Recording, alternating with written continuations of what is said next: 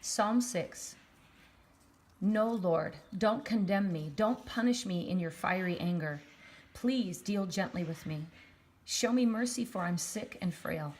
I'm fading away with weakness. Heal me, for I'm falling apart.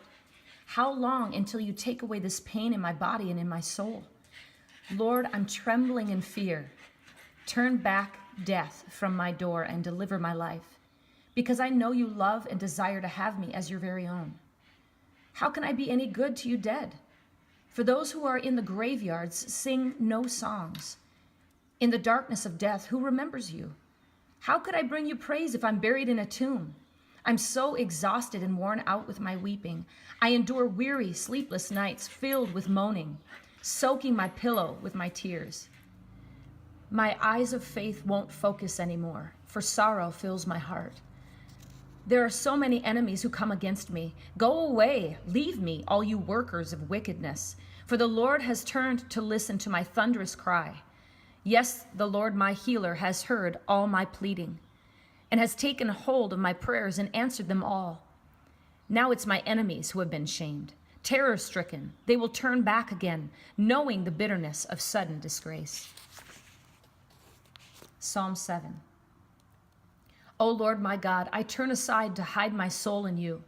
I trust you to save me from all those who pursue and persecute me. Don't leave me helpless.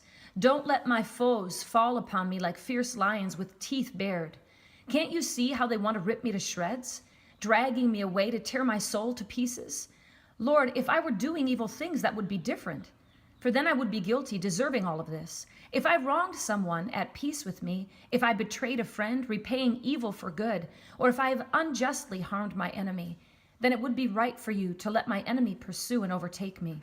In fact, let them grind me into the ground. Let them take my life from me and drag away my dignity in the dust. Now, Lord, let your anger arise against the anger of my enemies. Awaken your fury and stand up for me. Decree that justice be done against my foes. Gather all the people around you. Return to your place on high to preside over them, and once more occupy the throne of judgment.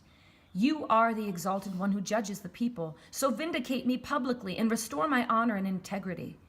Before all the people declare me innocent, once and for all. End the evil tactics of the wicked. Reward and prosper the cause of the righteous. For you are the righteous God, the soul searcher who looks deep into every heart to examine the thoughts and motives. God, your wraparound presence is my protection and my defense. You bring victory to all who reach out for you. Righteousness is revealed every time you judge. Because of the strength of your forgiveness, your anger does not break out every day, even though you are a righteous judge. Yet if the wicked do not repent, you will not relent with your wrath, slaying them with your shining sword.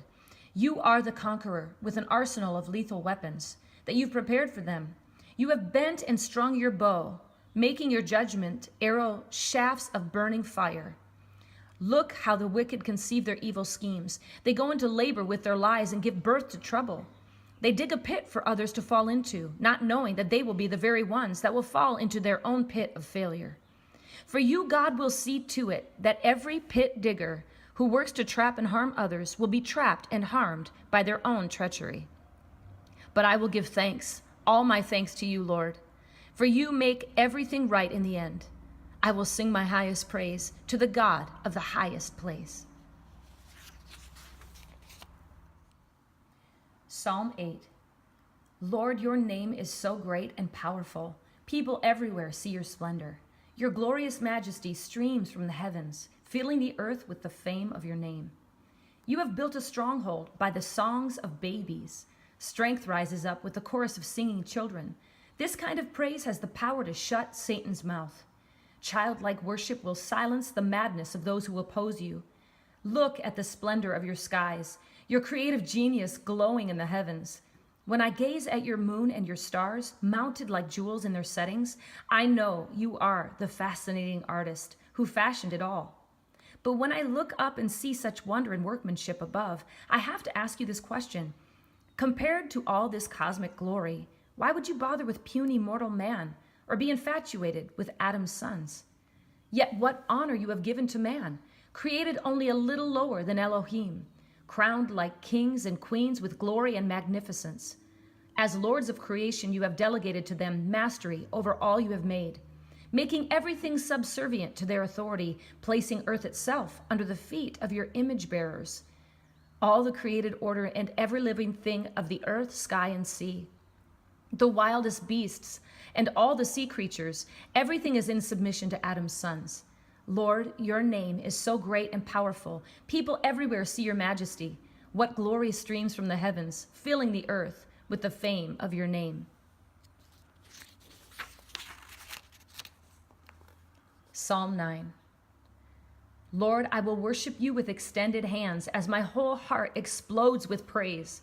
I will tell everyone everywhere about your wonderful works and how your marvelous miracles exceed expectations. I will jump for joy and shout in triumph as I sing your songs and make music for the Most High God. For when you appear, I worship, while all of my enemies run in retreat. They stumble and perish before your presence.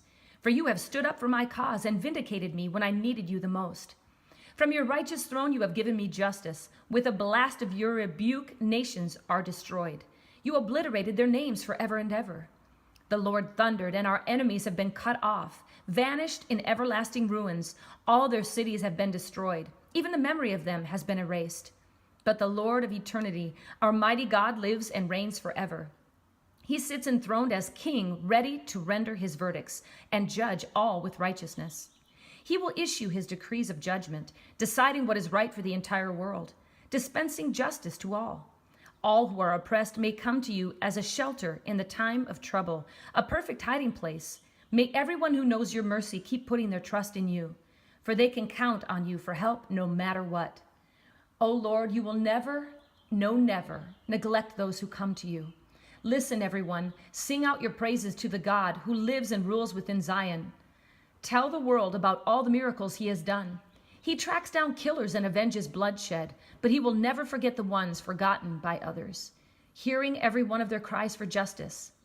So now, O Lord, don't forget me. Have mercy on me. Take note of how I've been humiliated at the hands of those who hate me. Bring me back again from the brink, from the very gates of death. Save me. Bring me into the spiritual gates of Zion, so I can bring you the shout of praise you deserve. For the godless nations get trapped in the very snares they set for others. The hidden trap they set for the weak has snapped shut upon themselves, guilty. The Lord is famous for this. His justice will punish the wicked.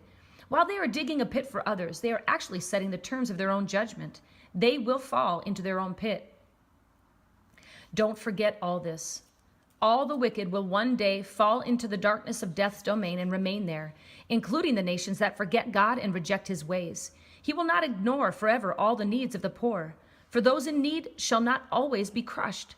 Their hopes shall be fulfilled, for God sees it all. Lord, won't you now arise to judge and punish the nations who defy you? Aren't you fed up with their rebellion? Make them tremble in fear before your presence. Place a lawgiver over them. Make them know that they are only puny, frail humans who must give account to you. Psalm 10. Lord, you seem so far away when evil is near. Why do you stand so far off as though you don't care? Why have you hidden yourself when I need you the most? The arrogant in their elitist pride persecute the poor and helpless. May you pour out upon them the very evil they've planned against others. How they brag and boast of their cravings, exalting the greedy. They congratulate themselves as they despise you. These arrogant ones, so smug and secure in their delusion, the wicked boast, saying, God doesn't care about what we do. There's nothing to worry about. Our wealth will last a lifetime. So seemingly successful are they in their own schemes, prosperous in all their plans and scoffing at any restraint. Yet all this time they are unaware of his anger, not understanding that their day of judgment is ahead. The exalted God they deny will soon declare their doom. They boast that neither God nor men will bring them down. They sneer at all their enemies, saying in their hearts, we have success in all we do and never have to face trouble, never realizing that they are speaking this in vain. Their mouths spout out cursing, lies, and threats. Only trouble and turmoil come from all their plans. Like beasts lurking in the shadows of the city, they crouch silently in ambush for the people to pass by. Pouncing on the poor, they catch them in their snare, to murder their prey in secret. They plunder their victims, presuming them all as inferior. They crush the lowly as they fall beneath their brutal blows, watching their victims collapse in defeat. They say to themselves, the lofty one is not watching while we do this. He doesn't even care. We can get away with it. Now is the time to arise, Lord. Crush them once and for all. Don't forget the forgotten and the helpless. How dare the wicked think they'll escape judgment, believing that you would not call them to account for all their ways. Don't let the wicked get away with their contempt of you. Lord, I know you see all that they're doing, noting their each and every deed. You know the trouble and turmoil they've caused. Now punish them thoroughly for all they've done. The poor and helpless ones trust in you, Lord, for you are famous for being the helper of the fatherless. I know you won't let them down. Break the power of the wicked and all their strong-arm tactics. Search them out and destroy them for the evil things they've done. You, Lord, are king forever and ever. You will see to it that all the nations perish from your land. Lord, you know and understand all the hopes of the humble, and will hear their cries and comfort their hearts, helping them all. The orphans and the oppressed will be terrified no longer, for you will bring them justice, and no one will trouble them.